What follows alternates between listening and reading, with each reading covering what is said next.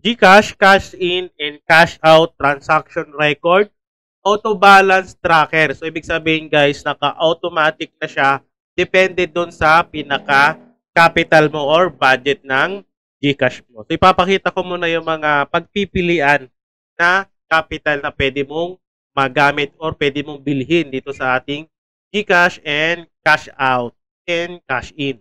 Sa mga gustong bumili ng ating Google Sheet template, so gagawin mo lang guys, pupunta ka lang dito sa website natin, i-click mo lang yung link dyan sa description or sa comment section. So marami ka mahahanap na template yan. Meron tayong Canva template at yung Google Sheet template natin. So dito yan guys, i-click nyo lang tong Google Sheet templates.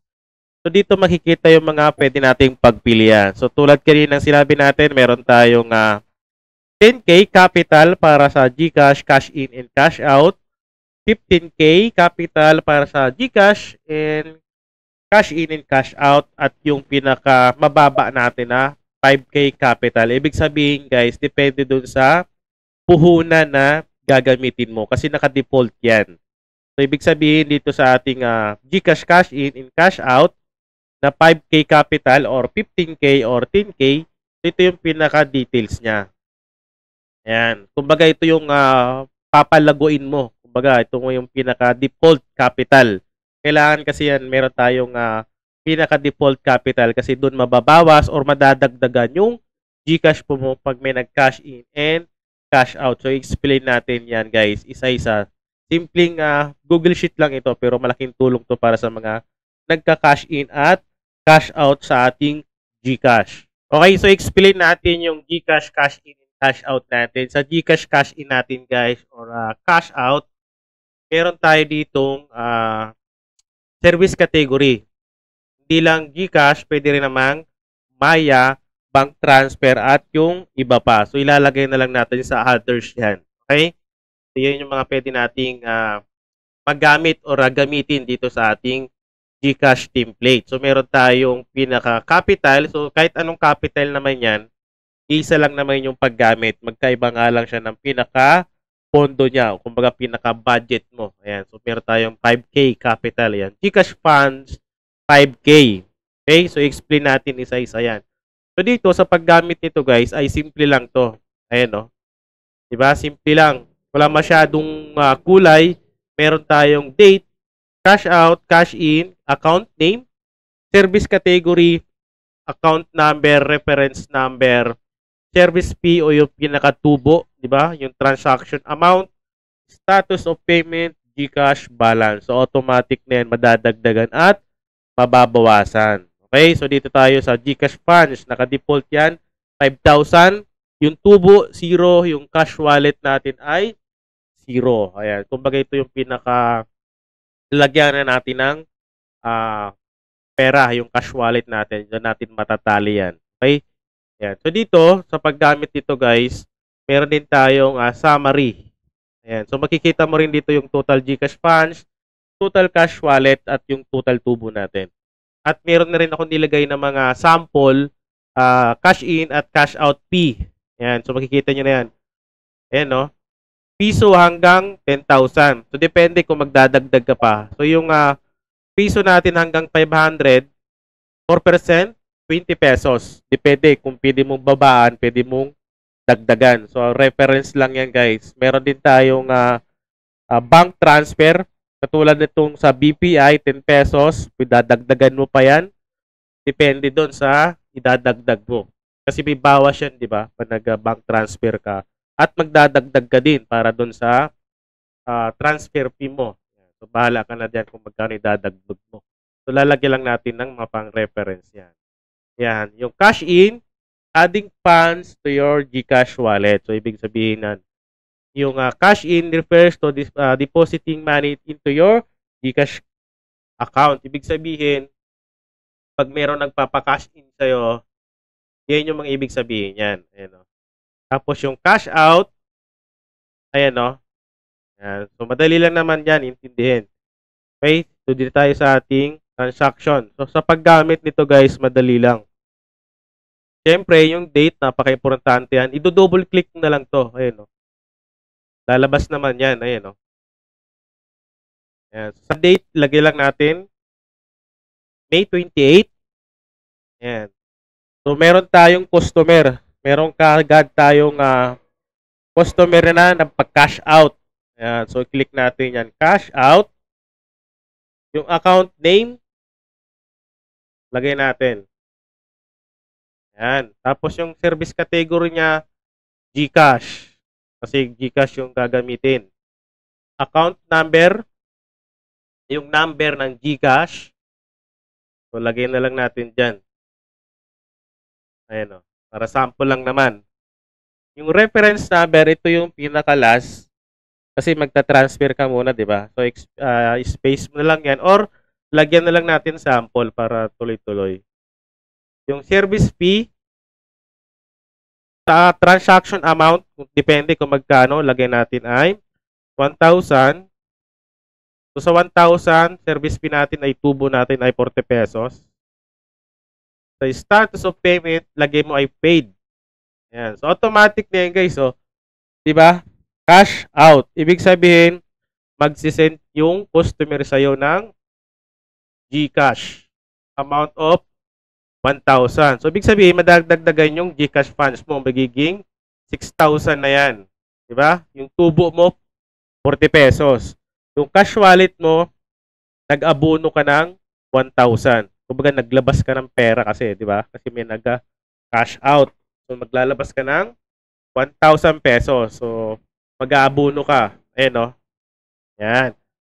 So, dito, meron ka ulit customer. Cash in naman. Ayan, cash in. Nalagay natin yung pangalan. Lagay natin ay GCash pa din. Yung number, yung reference number, siyempre, pinakalas na yan. So, lagyan na lang natin. Yung transaction amount, kung magkano, lagyan natin ulit ay 1,000. Yan, sample lang naman. Tapos yung service fee ay 40 pesos. Yan, sa status, paid. Yan, so bumalik ulit siya guys sa 5,000. Kasi nga, may cash in. Ay, nag-send ka ng GCash doon sa customer. Ayan, so balik ulit siya sa 5,000. Ayan, so automatic kasi yan guys, nagbabago yung funds natin. Depende doon sa transaction. Yung total tubo natin, naging 80 pesos na. So ito yung babantayan nyo rin dyan. Yung tubo natin. Kasi yan yung, kumbaga yan yung tataas at tataas. Kasi hindi yan nababago. Di ba? Sa cash wallet natin, which na, kumbaga yung inuhunan mo, yung inabuno mo, na 1,000 kanina, ay napalitan na. Dahil nagbayad ng 1,000 yung customer mo, yung pangalawang customer mo. Kaya naging 0 din siya. Yan. So, ganun lang guys, hanggang mapuno niyan. Yan. So, pag-aralan nyo muna, panoorin nyo itong video na to bago kayo bumili para meron kayong idea kaagad.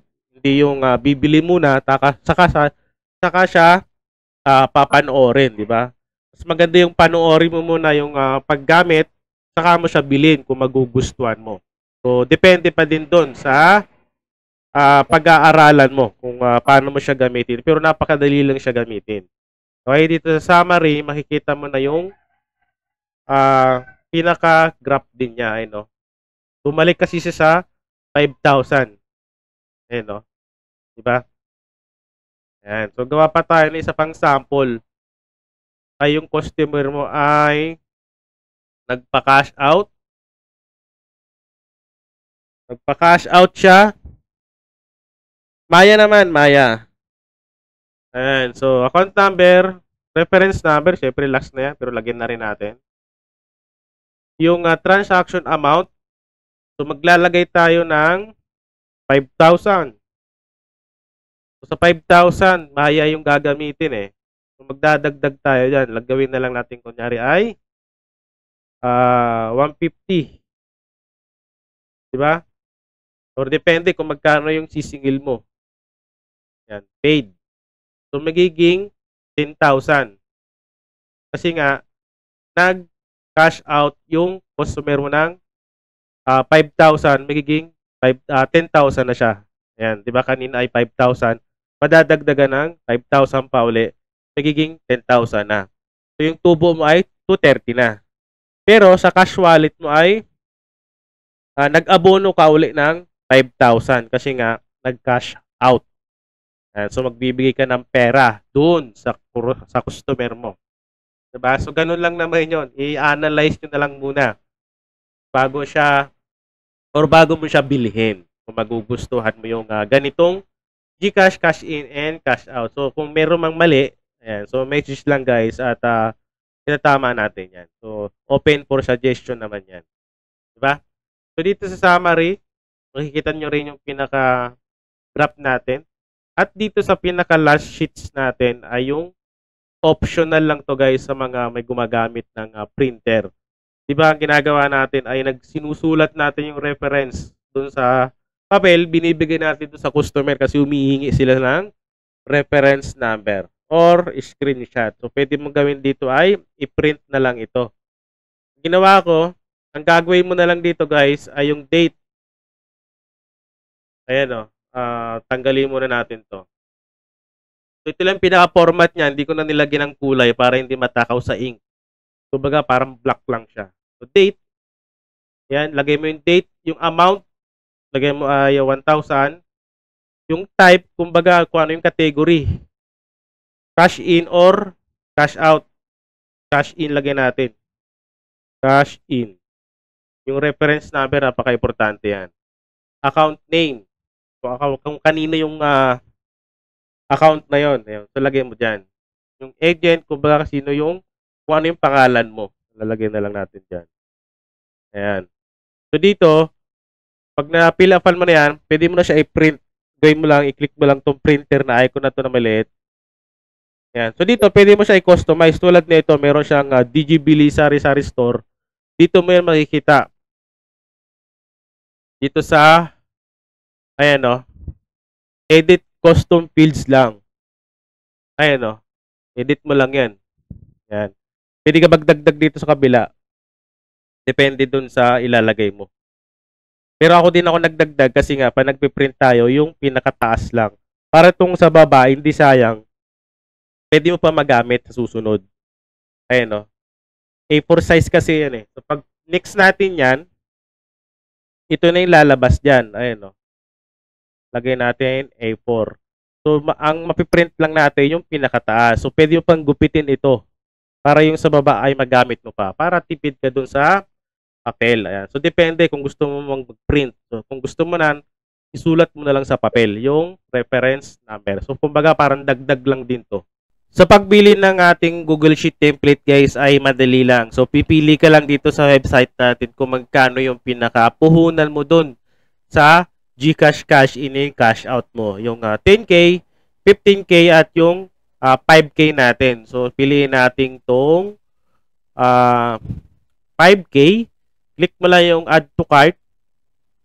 Ayan. So, na-add to cart mo na siya. Makikita mo dito yung sa taas. So, check out mo lang siya. Ayan.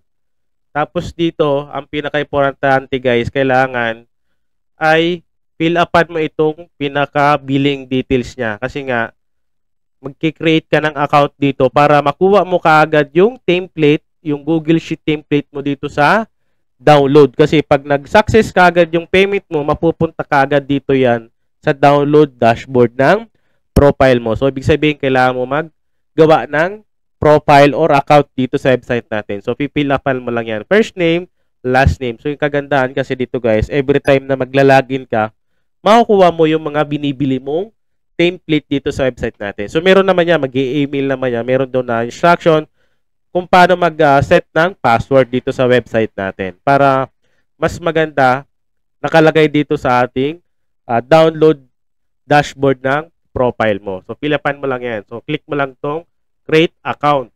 Ayan. So, dito sa website natin, marami ka pwede pagpilian na payment method. Meron tayong debit, credit. Click mo lang yan. Click mo lang to. Sabay, click debit or credit. Kung PayPal naman, same lang. Click lang yan. Pay with PayPal. Pero kung bank transfer, same lang din. Ito yung details ng bank transfer. At yung pinaka-common payment method natin, yung GCash and Maya. At meron tayong Bill.is na installment. Meron din tayong WeChat Pay at yung universal natin na QR page. So, pag kinilik mo tong GCash Maya, pag nag-place ka ng order, may lalabas niya na QR code. So, i-scan mo lang yun. Yung QR code na yun. Automatic na yun. Pag merong laman yung GCash mo or yung wallet mo, magbabawas na ng automatic yan. At didiretso na dito mismo sa download dashboard ng profile mo yung Google Sheet template.